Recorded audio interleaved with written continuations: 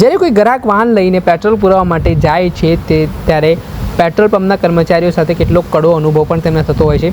અવારનવાર પેટ્રોલ કર્મચારીઓ ઉપર કટકીના આરોપ પણ લાગતા હોય છે। ત્યારે અમદાવાદના પાલડી ખાતે કોચરબ આશ્રમની સામે આવેલા ભારત પેટ્રોલિયમ ઉપર ગંભીર આરોપ કરવાની શરૂઆત થઈ છે। વાત કરવામાં આવે તો આજે સવારના સમયે એક મહિલા છે તે ગાડી લઈને પેટ્રોલ પુરાવવા માટે ગયા હતા। તે દરમિયાન તેમના એવા આરોપ છે કે પેટ્રોલ કર્મચારી દ્વારા તેમના પેટ્રોલ આપવામાં કટકી કરવામાં આવીને તે બાબતે પેટ્રોલ કર્મચારીએ પહેલાં માફી પણ માંગીને આ પ્રકારની વાત ન કરવા પણ જણાવ્યું હતું। આમાં શાંતા પેટ્રોલિયમ ડીલરશીપ ધરાવતું આ પેટ્રોલ પંપ છે, જેના ઓફિસર છે સૌમ્ય બેનર્જી, જે આ સમગ્ર ઘટના બની છે તે ઘટનાને લઈને પહેલાં જે મહિલા આરોપ કરી રહ્યા છે તેઓ શું કહી રહ્યા છે તે સાંભળી લો। અમદાવાદ શહેરનો પાલડી વિસ્તાર સૌથી સારો વિસ્તાર કહી શકાય। એમાં અમદાવાદથી પાલડીથી વીએસ ઓફિસ જતા રોડ પર ભારત પેટ્રોલ નામની શાંતા પેટ્રોલ નામની એક સંસ્થા ચલાવે છે, જે ચલાવે છે એમાં આજે સવારે થઈ છે। એક મેડમ જે અહીંયા પેટ્રોલ ભરાવા આવ્યા હતા એનું પેટ્રોલ સામે ફક્ત 60 રૂપિયાનું પેટ્રોલ ભરી 40 રૂપિયાના પેટ્રોલની ગેરી થઈ। આપણી સાથે બેન ઉપસ્થિત, બેન શું બનાવો હતો ને આ શું થયું આપણી સાથે?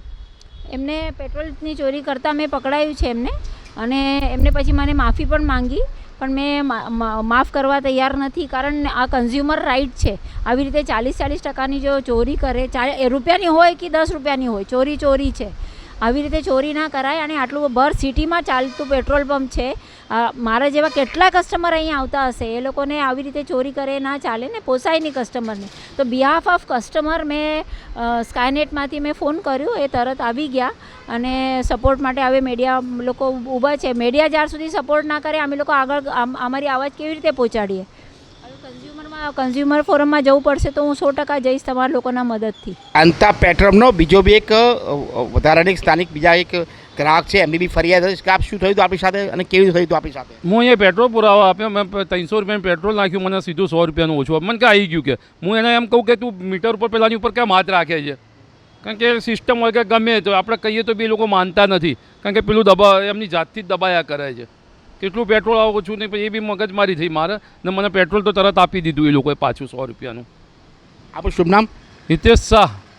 હિતેશભાઈ સાહેબના જોવાની વાત છે, આ પેટ્રોલમાં બીજી કોઈ પ્રાથમિક સુવિધા જેવી કે ટોયલેટ, પાણીની વ્યવસ્થા કોઈ વ્યવસ્થા નથી, સ્થાનિક સ્ટાફ પર કોઈ ઉપસ્થિત નથી કે એમનો કોઈ સ્ટાફ વ્યક્તિ બી ઉપસ્થિત નથી। Skynet news Ahmedabad. આપણે સાંભળ્યા આ મહિલા જે પેટ્રોલ પુરાવા માટે પેટ્રોલ પંપ ઉપર પહોંચી અને તેમણે કટકીના ગંભીર આરોપો કરવાની શરૂઆત કરી છે। કોચરબ આશ્રમની સામે આ ભારત પેટ્રોલિયમ આવેલું છે ને તે હવે વિવાદમાં આવ્યું છે। આ પ્રકારે આ ઘટના સામે આવ્યા બાદ અનેક પ્રકારના સવાલો પણ ઉઠી રહ્યા છે। ત્યારે આ મામલે ભારત પેટ્રોલિયમ આ પ્રકારના પગલાં લે છે અને આ પ્રકારે પેટ્રોલ પંપના કર્મચારીઓ જે કટકી કરવાના પ્રયાસો કરી રહ્યા છે તેમની સામે શું કાર્યવાહી થાય છે તે જોવું રહ્યું। દર્શક મિત્રો, સ્કાયનેટ મીડિયાને આપ લાઇક કરી લો, સબસ્ક્રાઇબ કરી લો અને શેર કરવાનું ભૂલતા નહીં।